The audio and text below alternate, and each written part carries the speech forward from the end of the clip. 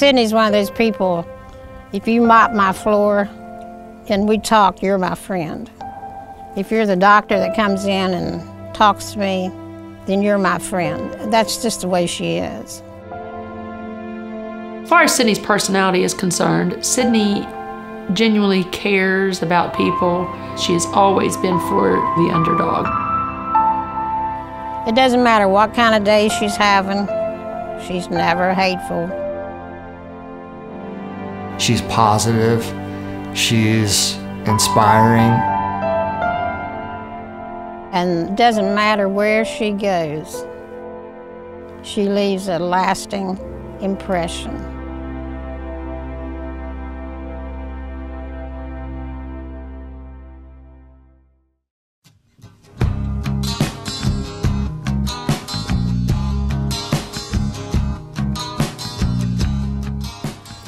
Sidney was, as a younger child, she was pretty strong-willed, pig-headed, but a really sweet, well-behaved child, unless she got hungry.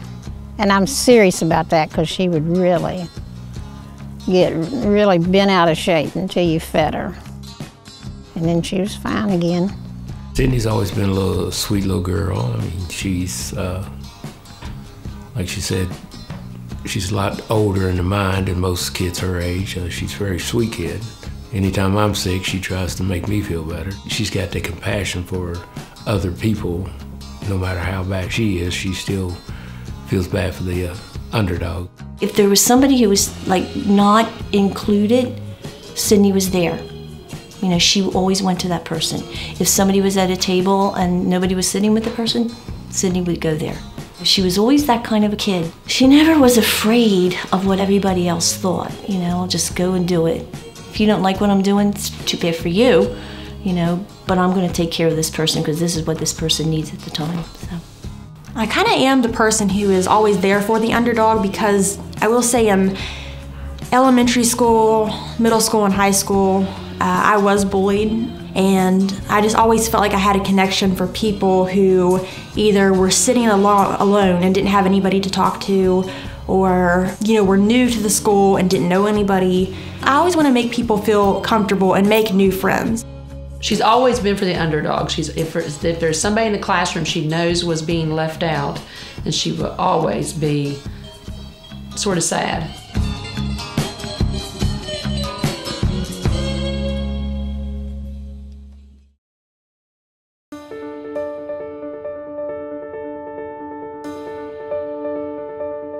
You know, she's had every pet under the sun. She's had hissing cockroaches, and she's had mice and rats and gerbils and hamsters and guinea pigs and dogs and cats and snakes. Am I missing any? Rabbits. Rabbits. Sidney loves all animals, but she started having a really special bond with horses when she was 7 years old. My mom took me to ride my first horse when I was 7 years old. At a barn near our house, and I loved it so much that she enrolled me in a lesson program, and I started taking horse riding lessons every week. I had loved it so much that my mom and family bought me a horse about a year later when I was 8 years old. It was my first horse. Her name was Bella, and they surprised me with her. Since then, I've just stuck with horses. Horses have always been my stress reliever. I love to show horses. I love to just be at the barn and be with them and brush them and be around them. It's just something about being with the horses that makes me forget about all my physical, mental issues going on. You know, when Sidney's stressed out, I'm stressed out. When Sidney's having a good day, I don't care what kind of day I've had. If she's having a good day, then I'm going to have a good day. We can leave the barn in a totally different mood, Sidney in a totally different light, you know, much less stress, and, you know, whether we're just picking the stalls or whether she's just brushing the horses. The barn is just a big stress reliever for me. It's always been that way. It doesn't matter what's happened, you know, a death in the family or something simple like I didn't do well on a test. I can just go to the barn and I just forget everything. Just everything just goes away, and all I'm focused on is me and my horse and what we're doing at the time, and it just always brightens my mood. One day I went to the barn with my mom and I saddled up Elvis, and my mom said, Sidney, I don't think I'm gonna go on the trail ride with you. I think I'm just gonna stay at the barn, lay a blanket out on the grass and just lay here and enjoy the sun. I took him out on the trail for about an hour, I'd say, and I noticed that it was starting to get dark and I needed to turn around and come back to the barn. So I decided to take the shortcut back to the barn, and to get to the barn you'd have to go up this huge, almost like a cliff, because you're going up one side, but there's a huge drop off. So if you would, by chance, slip and fall, you would be falling about 15 feet. Halfway up, I noticed that Elvis was struggling a little bit, and I started to push Elvis to go, a little bit harder and faster up that cliff. And I noticed that Elvis was actually starting to move towards the side of that cliff, that drop off, and I couldn't do anything to prevent him from doing so. And I decided, you know what? We're gonna fall. We are really going to fall off the side of this cliff. I don't know, it just happened so fast. I remember just like almost flipping through the air, and I remember this huge shadow going over me.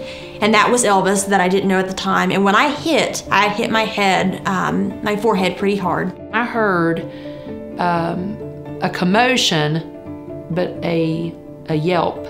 And I sat up and immediately just ran around the entire barn to the back of the barn, and Sidney was laying flat on her torso. So she helped get me up, and I was limping, so we had to slowly limp back to the barn. Elvis walked right alongside of us, and after that fall was when I started to get horrible stomach cramping. I'd be doubled over in pain. So the night of January 12th, coming back from ski club, I, about midnight, woke up to having a cold feeling on my chest and on my face, on my pillow, a sticky feeling, and I didn't know what it was. So I turned the light on and noticed that there was blood all over me, all over my pillow.